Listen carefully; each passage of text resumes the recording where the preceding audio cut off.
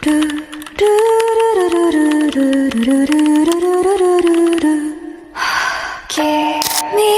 中にある赤と青き線それらが結ばれるのは心の像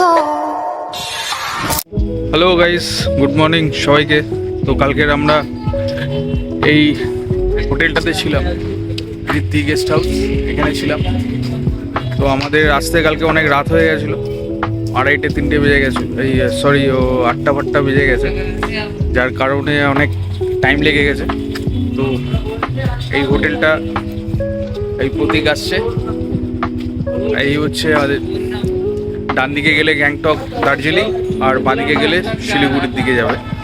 এই রাস্তার একদম ঠিক পাশেই এই হোটেলটা, নাম হচ্ছে, এটা হোটেলের নাম না, হোটেলের নামটা সামনে ছিল, গেস্ট হাউস, এই যে ঋদ্ধি গেস্ট হাউস, ফোন নাম্বারও আছে। তো আমরা এটা 800 টাকায় ভাড়া নিয়েছি। এই আমার বাইক পার্কিং রেখেছি সাইডে, এই হচ্ছে রুমগুলো।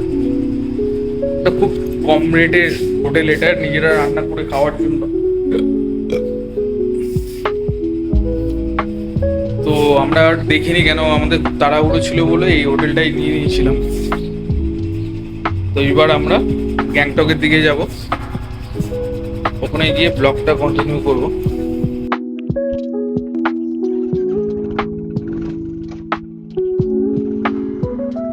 এখন ঘুরিতে বাজে 9:20।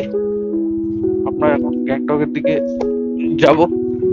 এখান থেকে ডান দিক মারলেই গ্যাংটকের দিকে যাব। ডান দিকে সব পাহাড়ের রাস্তাগুলো আছে, মানে সেবক রোড ধরবো ডান দিক থেকে।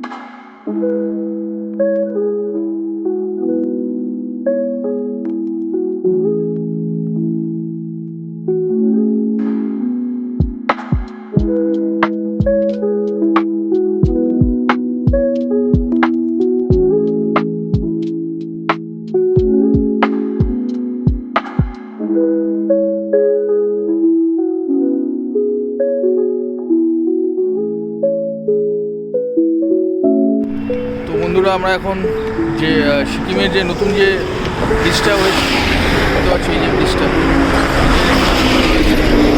এবার ব্রিজ থেকে তোমাদের ভিউটা দেখায়, আশপাশের যে ভিউটা আছে দেখতে পাচ্ছ কীরকম ভিউ, এখানে দুর্দান্ত ভিউ।